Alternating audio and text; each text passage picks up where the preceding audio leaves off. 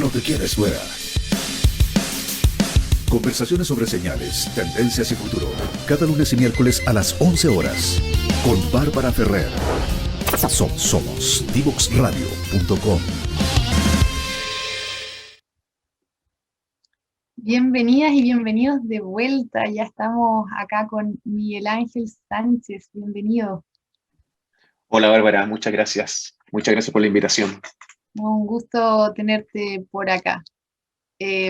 Lo primero, para ahí la audiencia que nos esté escuchando, tenemos este tema de hoy día que es biotecnología y el futuro de la alimentación. Entonces me gustaría partir como bien conceptual, ¿qué es la biotecnología para la gente que quizás la separa como biología, tecnología, pero no sabe qué es esto junto?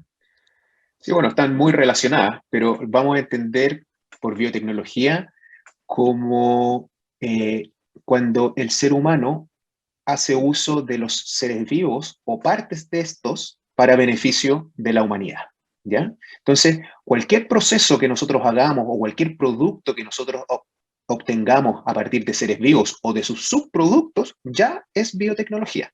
Después viene la sofisticación dentro de este concepto súper amplio de cuán tecnológico es. Entonces, hacer un queso es biotecnología. Hacer yogurt es biotecnología, porque estás usando seres vivos o parte de ellos, ¿sí? Pero ya después puedes tener procesos mucho más complejos que van, no sé, aplicaciones en la medicina, aplicaciones en la agricultura, aplicaciones basadas en ingeniería genética, que cada vez se van sofisticando más, pero que cumplen este mismo requisito: usar seres vivos o partes de estos para beneficio de la sociedad. Ya, perfecto, muy simple. Muchas gracias por esa ahí aclaración. Y cuando te presentaba, ahí mencionábamos que tú eres director ejecutivo de Chile Bio. ¿Nos podrías contar un poquito de qué se trata esta asociación?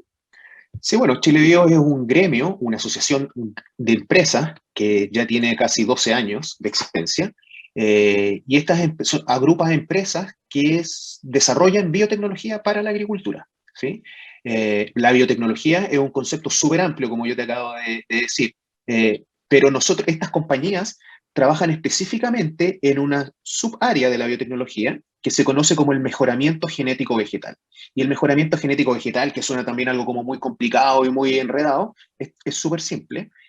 Y lo que es, o el objetivo que tiene, es desarrollar u obtener nuevas variedades de plantas adaptadas a los problemas que hoy día tiene la agricultura, ¿sí? Por ejemplo, problemas como el cambio climático, problemas como son los insectos plaga, problemas como son las malezas, problemas que podemos tener nosotros en la humanidad como la nutrición, y queramos mejorarlo a través de tener plantas que tengan características que nos entreguen mayores beneficios de los que hoy día podemos optar, ¿sí? Entonces el mejoramiento genético incluye una serie de procesos o de herramientas o de técnicas donde existen herramientas biotecnológicas y herramientas no biotecnológicas, o sea, perdón, que no usan biotecnología, ¿sí? Pero las empresas que están en nuestra asociación basan sus avances con herramientas biotecnológicas. Perfecto. ¿Y cuál es el estado de esto en Chile? ¿Cómo lo ves Bueno, es tú? que tenemos que partir de la base del mejoramiento genético en el sentido amplio. Mejoramiento genético se hace en todo el mundo y el mejoramiento genético es una práctica que se hace cientos de años. Lo que pasa es que esto no te lo enseñan en el colegio. Esto no lo ves ni en la universidad tampoco, salvo en las carreras que están relacionadas a la agronomía.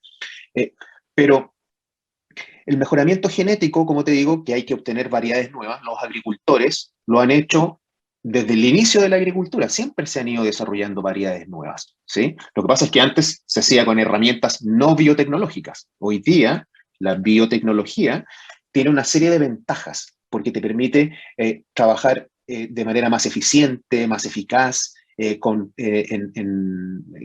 menores costos y de manera más precisa para llegar a tu resultado final, ¿sí? Que recuerda que el resultado siempre es obtener una variedad de planta que adaptada a una condición específica, que puede ser una variable ambiental, una variable agrícola, una variable de la nutrición, etcétera, ¿sí? Cuando yo digo variedades de plantas, eso si alguien no me entiende lo que estoy diciendo, es como que si pensamos en los perros y hablamos de razas de perros, ¿sí? Entonces existen distintas razas de perros, en las plantas existen variedades de plantas de una misma especie. Entonces, dentro, no sé, cuando uno dice maíz, por inventar algún caso, existen muchas variedades de maíz distintas. Así como en los perros existen muchas razas de perros distintas, hay muchas variedades. Y cada variedad tiene sus características. Unas que nos interesan más, otras que nos interesan menos. Entonces, hace cientos de años, la forma que tenían los agricultores de ir obteniendo nuevas variedades era ir cruzándolas entre ellas. Cruzándolas significa reproduciéndolas entre ellas, ¿sí? Y en la descendencia, buscar individuos que tuviesen características de interés, ya sea del que actuaba como padre o del que actuaba como madre, en ese cruzamiento, ¿sí? Lo que tú estabas haciendo en esa época, que hoy día también se hace, o sea, no es que se haya dejado de hacer, era obteniendo una combinación de características nuevas, una combinación genética nueva, que antes no existía en la naturaleza, ¿sí? O sea, si tú tomas una planta de tomate, la planta 1, y la cruzas, es decir, tomas el polen de esa planta, la pones en la flor de la otra planta, con la planta 2, la planta 3 que vamos a obtener, no existía antes, porque va a tener una combinación genética nueva que le va a dar características distintas al padre y características distintas de la madre. Eso se ha usado por siempre en la agricultura para obtener nuevas variedades, pero tiene un pequeño gran problema, ¿sí?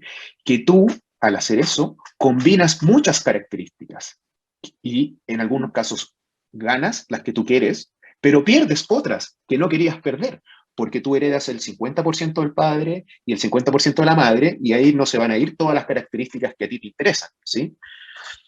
Entonces, la biotecnología lo que permite hacer es resolver problemas como esos y hacer la combinación, obtener la combinación genética, la combinación de características, justo la precisa que tú necesitas, sin perder características y sin obtener otras no deseadas, solo la combinación que a ti te interesa. Eso en términos generales. Y entonces la biotecnología, el mejoramiento genético se hace cientos de años. He tratado de resumir en los cruzamientos, existen muchas otras formas, y en los últimos 20 a 30 años es que la biotecnología arremetió, y en estos 30 años nos hemos sorprendido con los avances tecnológicos, donde hoy día existe una serie de avances que permiten hacer distintas cosas, obtener resultados cada vez en tiempos menores y a costos cada vez más bajos, sobre todo. Perfecto. Y una pregunta desde la ignorancia, Miguel. Todo habla de el concepto de mejoramiento genético y por otra parte está también como lo transgénico. ¿Eso es similar? ¿Es distinto? ¿En qué se diferencia? En caso de que bueno, sea totalmente los transgénicos es una herramienta de mejoramiento genético. Okay. ¿Sí? O sea, todos los transgénicos significa mejoramiento genético, pero no todo lo mejorado genéticamente es transgénico, porque se puede mejorar de distintas herramientas. Ya te di un ejemplo con los cruzamientos, y dentro de la biotecnología existen distintas herramientas que nos permiten hacer mejoramiento. Los transgénicos es solo una herramienta dentro de muchas otras herramientas. Y un transgénico, para aprovechar de definirlo, de manera muy simple, recuerda que las características de los individuos, cualquiera que este sea, una planta, un animal, una bacteria, cualquiera, radica en su material genético, en el ADN, ¿no es cierto? Y en un transgénico es cuando nosotros vamos a transferir un pedacito de ADN, ¿sí? Ese pedacito de ADN, la palabra técnica es un gen, que contiene la información para que se produzca una proteína, ¿sí? Entonces nosotros, al transferir este pedacito de ADN con la información necesaria para que se produzca una proteína específica, cada gen tiene información para producir proteínas distintas, esa proteína va a lograr mejorar una característica de interés. Entonces, por ejemplo, hoy día existen maíces transgénicos tolerantes a la sequía. ¿Qué se hizo en ese caso? Se buscó en la naturaleza individuos que tuvieran genes que produjesen proteínas que permitiesen tolerar condiciones de estrés hídrico, ¿sí? Sequía.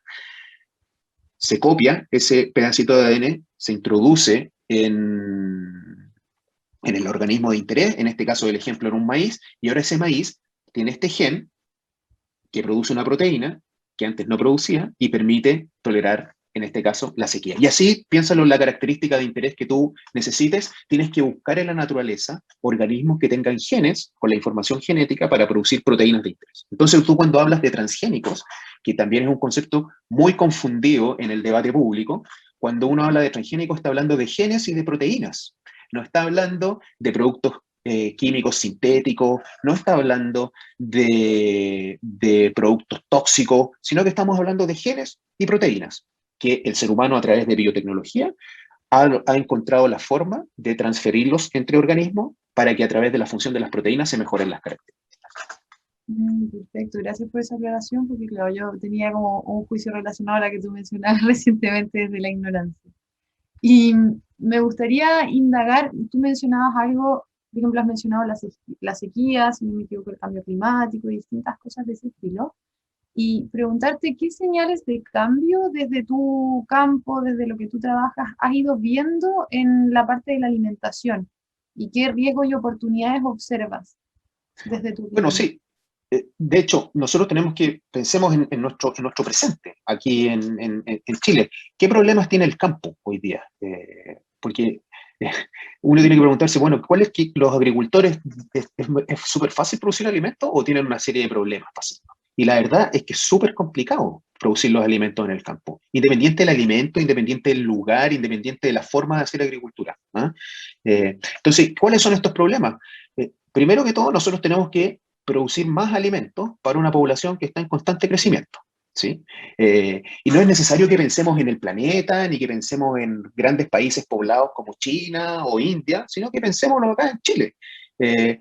Piensa tú hace 50 años, en la misma superficie de tierra, es decir, en el mismo Chile, teníamos que producir para casi 8 millones menos de habitantes.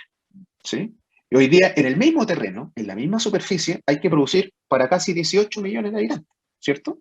Y quizás en los próximos 10 años, en el mismo terreno, vamos a tener que producir para 25 millones de habitantes, ¿cierto? Entonces, ¿cómo hacemos para que en la misma cantidad de tierra produzcamos más alimentos? Entonces, después tenemos que pensar, chuta, quiero producir más, pero al mismo tiempo, cada vez tengo menos tierra. ¿Y por qué tengo menos tierra?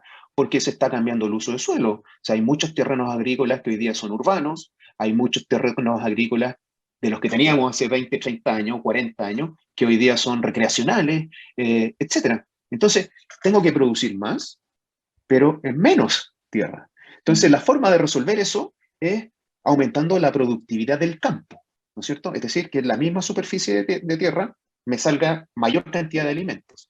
Pero aquí vienen otros problemas. A la gente muchas veces que no está relacionada a la agricultura y no tiene por qué saberlo, pero no se conoce, nadie piensa esto, nadie conversa con la almohada sobre estas cosas, pero los insectos que hay en el campo se comen las plantas. Y si las plantas se están siendo consumidas por los insectos, eso va en contra de nuestro objetivo de producir más en menos, porque nos vamos a estar produciendo más. Sumémosle a eso las malezas. Las malezas compiten por los alimentos y los nutrientes que están en el suelo con nuestros cultivos de interés.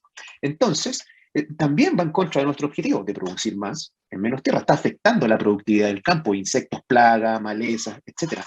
Hay que encontrar cómo controlar esos insectos y cómo controlar esas malezas de manera sostenible, obviamente, para fomentar y mejorar nuestra productividad en el campo.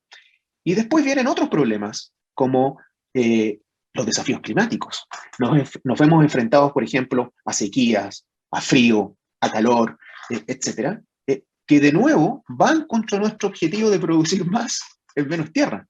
Entonces, no es tan fácil el producir en el campo. ¿Cómo abordamos todos estos problemas? Incluso le podemos poner otro condimento, que es que nosotros, la sociedad, cada vez tenemos más requerimientos o nuevos gustos desde el punto de vista nutricional. ¿Y eso qué significa? Que, no sé, queremos alimentos enriquecidos en algún nutriente, con mayor cantidad de vitaminas, con, no sé, más ácido graso omega 3, lo que sea. Y eso, de nuevo, ¿cómo lo hacemos? Entonces, tenemos una serie de problemas, y ahí es donde nosotros tenemos que ver a futuro, chuta, esto lo podemos enfrentar quizás con muchas otras herramientas, pero una de estas es el mejoramiento genético, donde nos permita adaptarnos, y eso a nivel mundial ha ido avanzando fuertemente. Los países están invirtiendo en desarrollar nuevas variedades, con o sin biotecnología, desarrollar nuevas variedades, adaptar estos problemas que te menciono.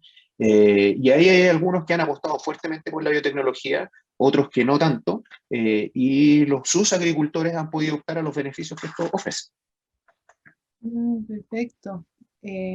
Ahí me surgía también, a propósito, sumándole un pelo a la sopa, lo que tú decías, como menos tierra, más población, y además también está como esta creciente tendencia a ir dejando la carne, o las nuevas generaciones están, claro, como vas viendo distintas versiones como o veganos o vegetarianos, no carne. Ahora salió un documental en Netflix, se me olvidó cómo se llama, creo que es Seaspiracy, algo como Conspiracy, pero en el mar. Sí, Entonces sí. ya, claro, he estado con harta gente que dice ya no quiero comer nada del mar, entonces eso, claro, como aumenta aún más la demanda por vegetales y cultivos, por así decirlo. Así es, y a su vez, y que tampoco tenemos que olvidarnos de esto, es que tenemos que ser muy cuidadosos y respetuosos de las creencias de las distintas personas. Entonces, si hay personas que no quieren comer carne, están en todo su derecho. Si hay personas que no quieran comer, no sé, no sé qué decir, coliflor, en todo su Gluten, derecho, yo ¿sí? no como gluten, por ejemplo. Bueno, pero eso puede ser por opción personal, como puede ser por condición médica. Claro. Entonces, por ejemplo, ya que sacas el gluten a colación, hoy día se han obtenido variedades de trigo que no producen gluten, ¿sí? Mira, Porque, no por sabía. ejemplo, tú vas a un cumpleaños común y corriente, y tú no comís tortas, no comís los Claro. pancitos, no comís galletas, porque no podéis comer gluten, ¿no es cierto? Entonces, por ejemplo, a través de la biotecnología y con distintas herramientas, el caso ahora que tú sacaste, me acordé, hay un trigo transgénico que no se comercializa aún, porque está en proceso de autorización. Es un trigo que no produce las gliadinas. Las gliadinas son proteínas que cuando se juntan forman el gluten, ¿ya? Y al no producir gliadinas, no produce el gluten. Y bueno, la verdad, desde el punto de vista técnico, sí produce, pero produce en niveles muy, muy mínimos, porque las harinas necesitan gluten para la elasticidad y la firmeza de la harina, ¿ya? Pero son niveles tan bajos y que se le dieron a pacientes celíacos y toleraron de buena manera. Entonces, por ejemplo, ahí tienes un caso en que a través de la biotecnología, el mejoramiento genético, y en ese caso particular de la transgenia, se obtuvo un producto que aún no se comercializa, pero que está a puertas de resolverle una condición a una serie de pacientes en el mundo que no pueden comer ni disfrutar de ese tipo de producto en fiestas, cumpleaños o en el día a día. Perfecto, claro. Y como ahí resaltar lo que tú dices, como ir respetando la diversidad y las condiciones de cada uno, y también aportando a la regeneración, por así decirlo, sustentabilidad, considerándolo como el mismo, como decirlo, el uso de suelo, como tú mencionabas, como cuando es animal, es mucho mayor también al uso de suelo cuando es vegetal, usando estas herramientas que tú mencionas, como se puede Claro. ser más Y tenemos que, efectivo. y por eso insisto que hay que ser muy respetuoso con las distintas creencias o opciones, y la idea finalmente es que todos puedan coexistir al mismo tiempo porque siempre aquí esto empieza con una lucha de yo tengo la razón, yo tengo la Claro. razón, y finalmente nadie tiene la razón. Pues. Si finalmente la idea es que cada uno, desde mi humilde punto de vista, en que cada uno puede hacer lo que quiera sin pasar a llevar al otro. Eso es todo. Mira, qué linda reflexión esa. Nos vamos a quedar con eso mientras vamos a un break musical para seguir conversando de estos temas.